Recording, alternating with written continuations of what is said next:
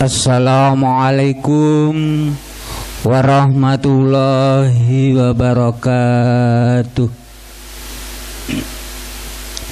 Innal hamdalillah nahmaduhu wa nasta'inuhu wa nastaghfiruh wa na'udzu billahi min syururi anfusina wa min sayyiati a'malina. May yahdihillahu fala mudhillalah wa may yudlil fala hadiyalah. Asyhadu an la ilaha illallah wahdahu la syarikalah wa asyhadu anna Muhammadan abduhu wa rasuluh.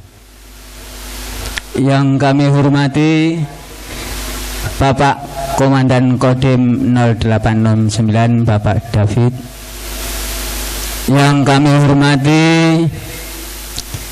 pimpinan daerah Muhammadiyah Kota Kediri, dan terkhusus yang kami hormati Bapak Kiai Haji Ahmad Khairuddin.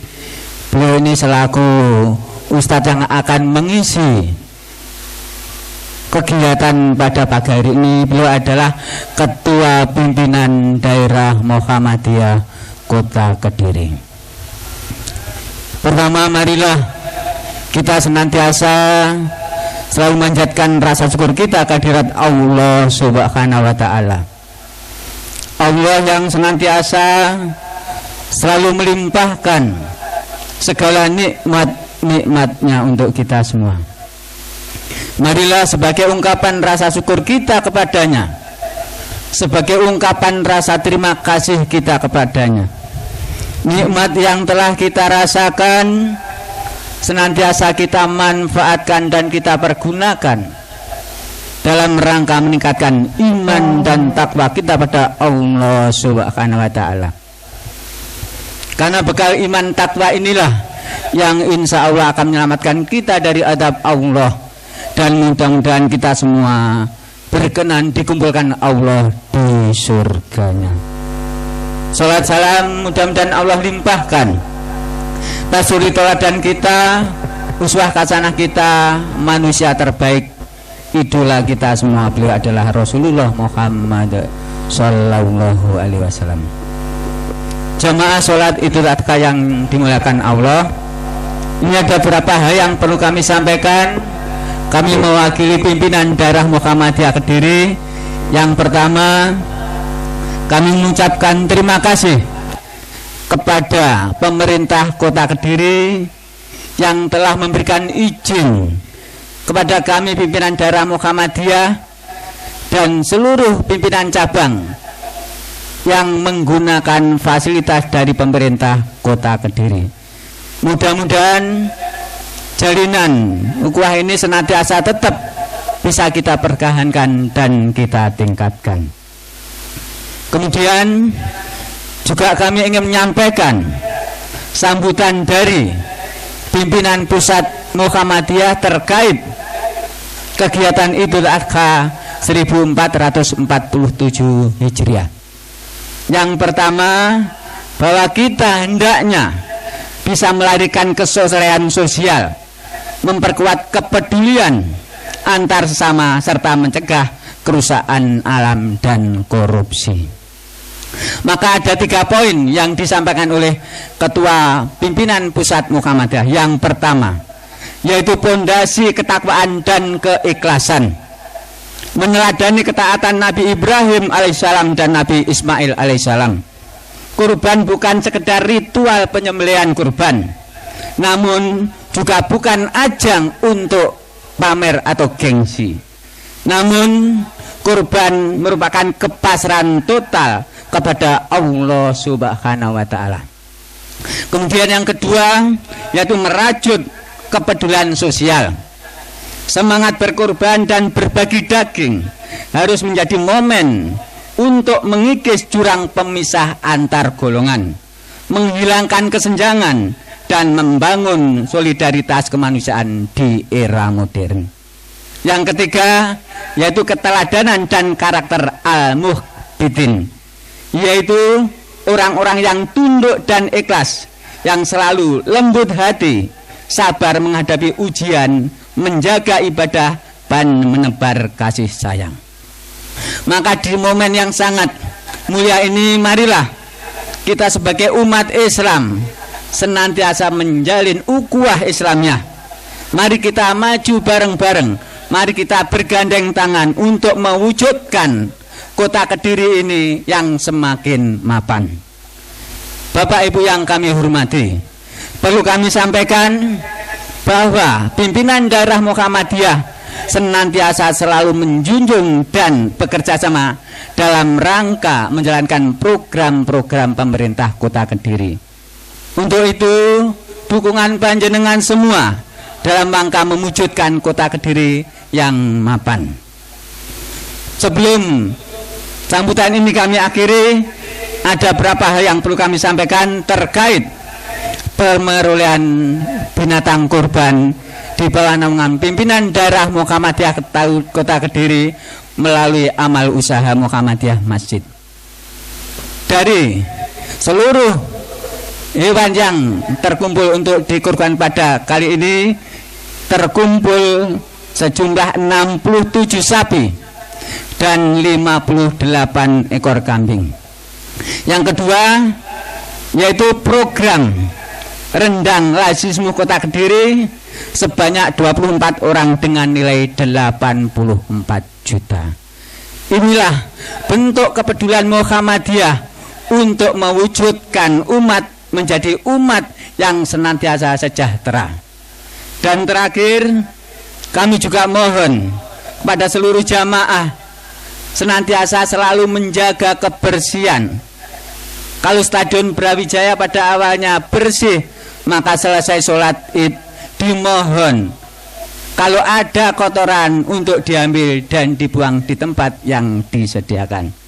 Mungkin ini pesan dari pimpinan daerah Muhammadiyah Kediri yang bisa kami sampaikan. Kalau ada hal yang kurang berkenan, mohon maaf yang sebesar-besarnya. Akhirul kalam, assalamualaikum warahmatullahi wabarakatuh. Assalamualaikum warahmatullahi wabarakatuh.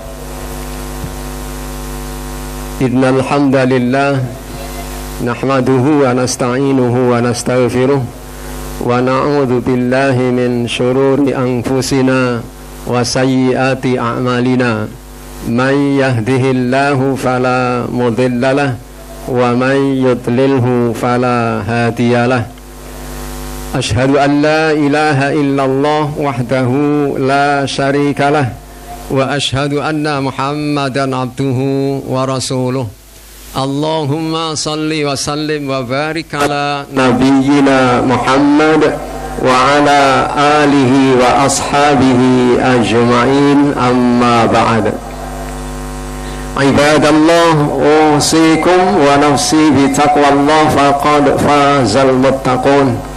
Qala Allah ta'ala fil Qur'anil Karim, ya ayyuhalladzina amanu taqullaha haqqa tuqatih wa la tamutunna illa wa antum muslimun. Allahu akbar, Allahu akbar, la ilaha illallah, wallahu akbar, Allahu akbar, walillahil hamd. Ma'asyiral muslimin wal muslimat, jamaah salat Idul Adha di pagi hari ini yang semoga Allah senantiasa memberikan limpahan nikmat dan karunia-Nya. Puji syukur, alhamdulillah, marilah senantiasa kita panjatkan kehadirat Allah Subhanahu wa taala yang telah memberikan limpahan nikmat dan karunia-Nya hingga kita bisa berkumpul di Stadion Brawijaya Kota Kediri ini di bawah udara yang cukup mendukung ini, yang sejuk dan udara yang segar. Ini adalah merupakan satu anugerah kenikmatan yang luar biasa. Salawat juga salam mudah-mudahan selalu tercurah kepada junjungan kita Nabi Muhammad sallallahu alaihi wasallam yang telah menunjukkan kepada kita bagaimana cara taat kepada Allah Subhanahu wa ta'ala, bagaimana cara mewujudkan penyembahan kita kepadanya, termasuk di pagi hari ini kita dituntun untuk bagaimana kita mengejawantahkan dari apa yang Allah firmankan di dalam surah Al-Kautsar, inna a'tainakal kautsar fasalli li rabbika wanhar inna syani'aka huwal abtar. Sesungguhnya kami telah memberikan banyak kenikmatan kepadamu, oleh sebab itu salatlah kamu. Lalu kita wujudkan salat itu dengan salat Idul Adha ini. Wanhar, dan sembelihlah hewan korban, yang insya Allah setelah pelaksanaan salat ini nanti kita, sebagian besar kita akan melaksanakan itu, yakni penyembelihan hewan korban itu. Inna syani'aka huwal abtar. Sesungguhnya orang yang membencimu itulah orang yang terputus dari nikmat-nikmat itu. Ma'asyiral muslimin, jamaah salat Idul Adha yang dimuliakan Allah. Allahu Akbar, Allahu Akbar, la ilaha illallah, Allahu Akbar, Allahu Akbar, walillahil hamd. Di kesempatan pagi hari ini kita kembali diingatkan kepada apa yang diteladankan oleh Nabi Ibrahim alaihissalam dan Nabi Ismail kecil alaihissalam. Betapa Nabi Ibrahim alaihissalam mempunyai keteguhan hati, mempunyai keikhlasan, mempunyai kecerdasan. Nabi Ibrahim alaihissalam, di mana Allah telah memberikan ujian-ujian yang luar biasa banyaknya dan beratnya, tetapi beliau kemudian lulus dari ujian-ujian itu, sebagaimana yang Allah abadikan hal itu di dalam surah Al-Baqarah ayat 124. Wa idzibtala Ibrahim rabbuhu bikalimat fa'atammahun. Dan ingatlah ketika Tuhanmu menguji Ibrahim dengan beberapa kalimat, dengan beberapa persoalan ujian. Fa'atammahun. Lalu Ibrahim mampu menjawabnya dengan nilai yang kumlot, dengan nilai yang sangat amat memuaskan. Mulai dari masa kecilnya, mulai dari beliau menghadapi apa yang dilakukan oleh ayahandanya sendiri sebagai pengrajin patung dan menyembahnya itu bersama kaumnya itu, sampai kepada yang terakhir adalah Allah memerintahkannya untuk menyembelih putranya sendiri, putra satu-satunya ketika itu dan yang sangat amat disayanginya. Tetapi bagaimana sikap beliau ketika menerima perintah menyembelihnya? Bahkan setan berusaha untuk menggagalkannya dengan cara membujuk istri beliau, membujuk putra beliau, dan yang terakhir membujuk Nabi Ibrahim alaihissalam. Tetapi kesemuanya kompak jawabannya. Jika itu memang perintah dari Allah, maka mestinya harus dilaksanakan. Artinya apa? Beliau mampu meletakkan kepentingan-kepentingan pribadinya, walau kepentingan itu sangat amat berat untuk ditinggalkan. Tetapi karena ini perintah Allah, maka perintah Allah harus dijunjung tinggi di atas kepentingan apapun, termasuk andaikan harus mengorbankan anaknya sendiri demi untuk taat kepadanya. Jika ini ada pada diri kita, siapapun kita dengan profesi apapun, pasti akan menempatkan apa-apa yang Allah perintahkan di atas segala apa yang merupakan kepentingan pribadi kita.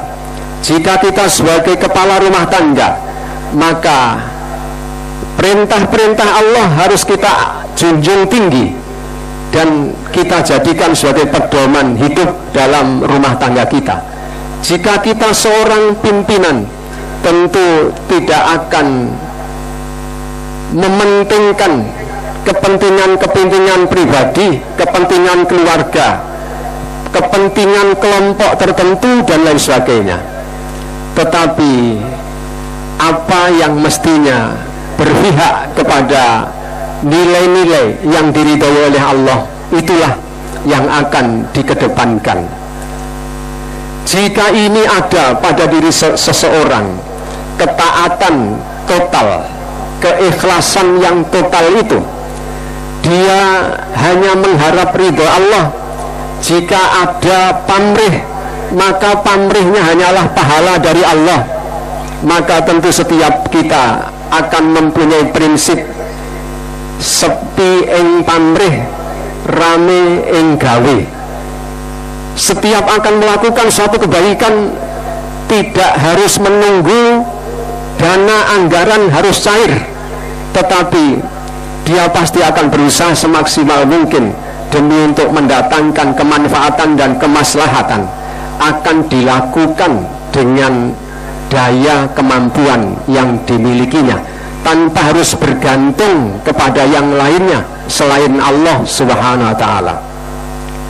Itu yang pertama yang bisa kita teladani dari Nabi Ibrahim alaihissalam.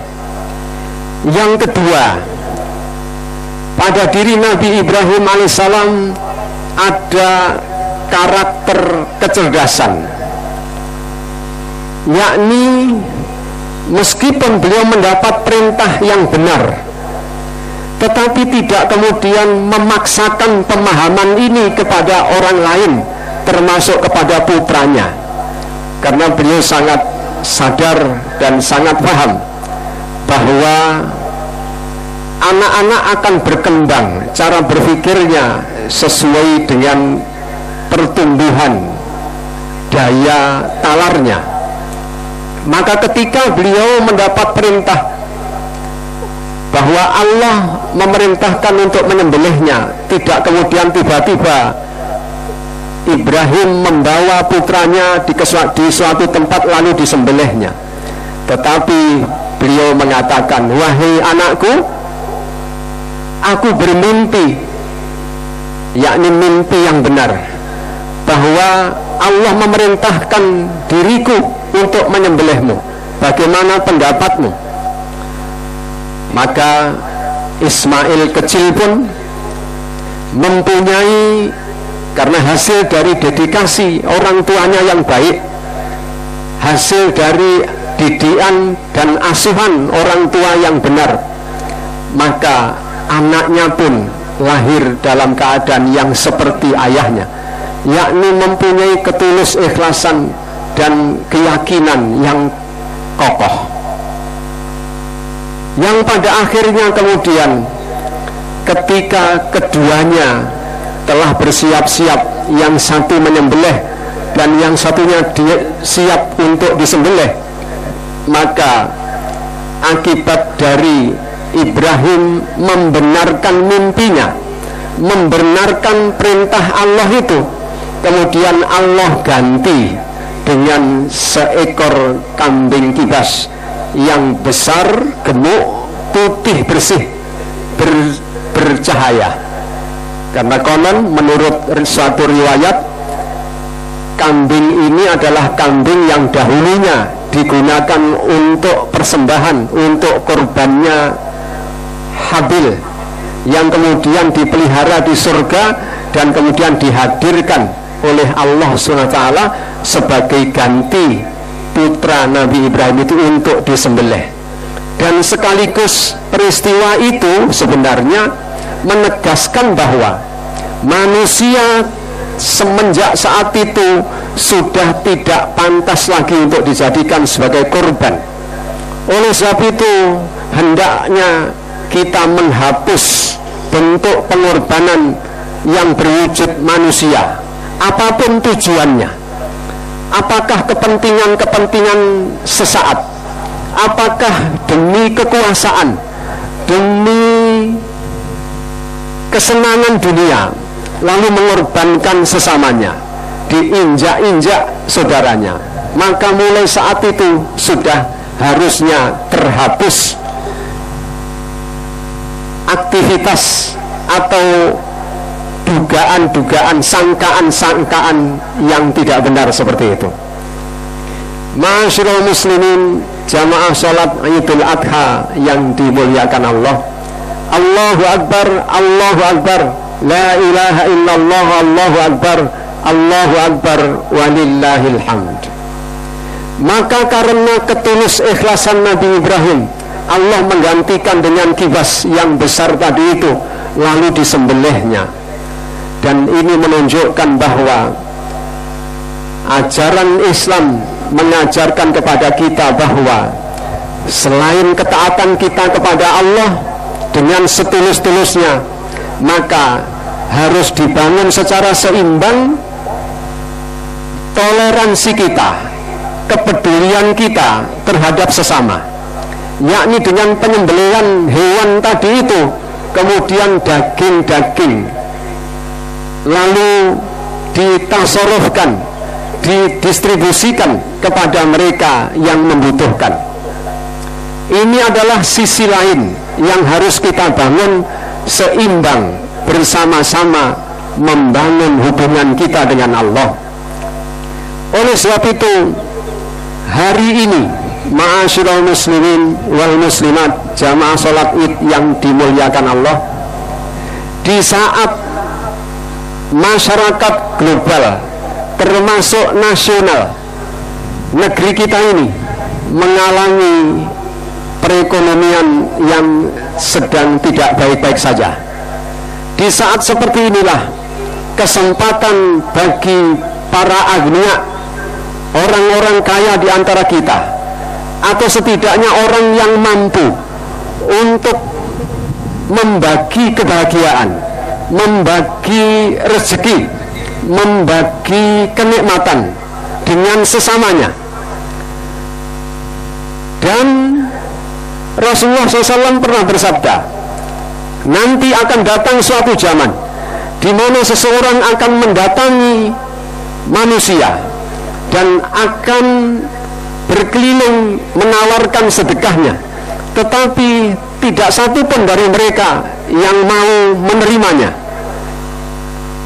Lalu dikatakan, maukah engkau menerima sedekahku ini? Maka orang yang ditawari akan mengatakan, aku sudah punya. Karena ketika itu, di zaman itu nanti, orang-orang sudah akan melimpah dengan harta, sehingga tidak membutuhkan lagi. Di riwayat yang lain disebutkan, yang ini tadi adalah hadis diriwayatkan oleh Imam Al-Bukhari dan Imam Muslim. Di riwayat Imam Muslimnya dikatakan bahwa yang menerima, yang akan menerima tadi itu mengatakan, jika engkau datang kemarin, niscaya aku terima sedekahmu itu. Ini menunjukkan betapa inilah kesempatan bagi kita semuanya, di mana kondisi ekonomi kita seperti ini, bagi orang-orang yang mampu untuk mengorbankan sebagian hartanya, yakni berupa hewan korban itu, untuk menyembelihnya lalu dibagikan kepada mereka, terutama yang fakir miskin. Inilah beberapa keteladanan, beberapa pelajaran yang bisa kita ambil dari keteladanan Nabi Ibrahim alaihissalam. Ma'asyiral muslimin wal muslimat, jamaah salat Idul Adha yang dimuliakan Allah. Allahu Akbar, Allahu Akbar, la ilaha illallah, wallahu akbar, Allahu Akbar, walillahil hamd. Yang sesungguhnya teladan Nabi Ibrahim sungguh sangat banyak. Mulai dari yang pertama tadi tentang soal akidahnya, yang sesungguhnya kita, ya, Rasulullah SAW pernah bersabda, kunci masuk surga itu adalah la ilaha illallah. Artinya bahwa segala sesuatu yang kita lakukan yang sesuai dengan apa yang diridhai oleh Allah dan sesuai dengan yang dicontohkan oleh Nabi kita, maka itulah jalan menuju surga. Kita sudah diberi kuncinya, tetapi mengapa kita seringkali lebih memilih neraka, padahal kita tidak diberi kuncinya? Mengapa justru kita memilih yang kita tidak diberi kuncinya? Meskipun ada orang yang mengatakan bahwa karena neraka tidak ada pintunya sehingga tidak ada kuncinya. Betapa sesungguhnya jalan menuju surga itu sebenarnya adalah satu, yakni segala sesuatu yang selaras dengan kalimat la ilaha illallah itu dan mengikuti apa yang dicontohkan oleh Nabi Muhammad sallallahu alaihi wasallam. Apapun yang kita lakukan, maka jika kita berpijak pada dua hal itu, itulah jalan menuju surga. Tetapi jalan menuju neraka ternyata tanpa harus memakai kunci. Ya, terkadang jika kita lengah, maka akan menjadikan kita terpeleset dan kemudian masuk ke jurang neraka. Kita mohon perlindungan kepada Allah SWT dari keadaan yang mencelakai kita. Amin ya rabbal alamin. Ma'asyiral muslimin wal muslimat jamaah salat Id yang dimuliakan Allah, di era digital sekarang ini penting kiranya jamaah sekalian untuk terus memperhatikan teladan Nabi Ibrahim alaihissalam. Betapa Nabi Ibrahim alaihissalam juga membangun hubungan baik dengan keluarga, dengan sesama tadi itu. Kita dengan dampak negatif dari alat teknologi canggih kita, terkadang sesuatu yang jauh menjadi dekat, tetapi terkadang juga sebaliknya, sesuatu yang dekat menjadi jauh. Terkadang kita mudah mengakses sesuatu dari luar, tetapi kemudian kita lalai terhadap tetangga yang ada di sekitar. Ini adalah pelajaran lain yang harus kita perhatikan dalam rangka untuk kita mewaspadai pengaruh negatif dari teknologi digital zaman sekarang ini. Oleh sebab itu, ma'asyiral muslimin wal muslimat jamaah salat Id yang dimuliakan Allah, ini sementara yang bisa kita ambil dari pelajaran yang telah diteladankan oleh Nabi Ibrahim dan Ismail alaihi wassalam, untuk kita kemudian aktualisasikan dalam kehidupan kita sehari-hari. Mudah-mudahan dengan kita senantiasa setiap tahun memperhatikan dan menteladani sifat dan sikap Nabi Ibrahim dan Ismail alaihi wassalam di dalam kehidupan kita sehari-hari, maka kita akan mempunyai kehidupan yang terarah dan terkendali. Mudah-mudahan dengan demikian apa yang kita harapkan untuk meraih kebahagiaan abadi kelak di alam keabadian nanti, dengan cara kita istiqomah, konsisten di dalam menteladani para nabi dan rasul, maka insya Allah mudah-mudahan Allah mengabilkan apa yang kita harapkan itu. Amin ya rabbal alamin. Barakallahu li wa lakum fil Qur'anil azim wa nafa'ani wa iyyakum bima fihi minal ayati wa dzikril hakim. Aqulu qawli hadza astaghfirullah li wa lakum wa li jami'il muslimin innahu huwal ghafurur rahim. Ibadallah, innallaha wa malaikatahu yusalluna 'alan nabi ya ayyuhalladzina amanu sallu 'alaihi wa sallimu taslima. Allahumma salli ala Muhammad wa ala ali Muhammad wa sallim wa radiyallahu anhum wa an kulli sahabati rasulillahi ajma'in walhamdulillahi rabbil alamin. Allahumma ighfir lil muslimina wal muslimat wal mu'minina wal mu'minat al ahya'i minhum wal amwat innaka sami'un qaribun mujibud da'awat ya qadiyal hajat. Rabbana la tuzigh qulubana ba'da idh hadaitana wa hab lana min ladunka rahmah innaka antal wahhab. Allahumma rabbana taqabbal minna salatana wa siyamana wa qiyamana wa ruku'ana wa sujudana wa qu'udana wa takhashu'ana wa tadarru'ana wa ta'abbudana wa tammim taqsirana ya Allah ya arhamar rahimin.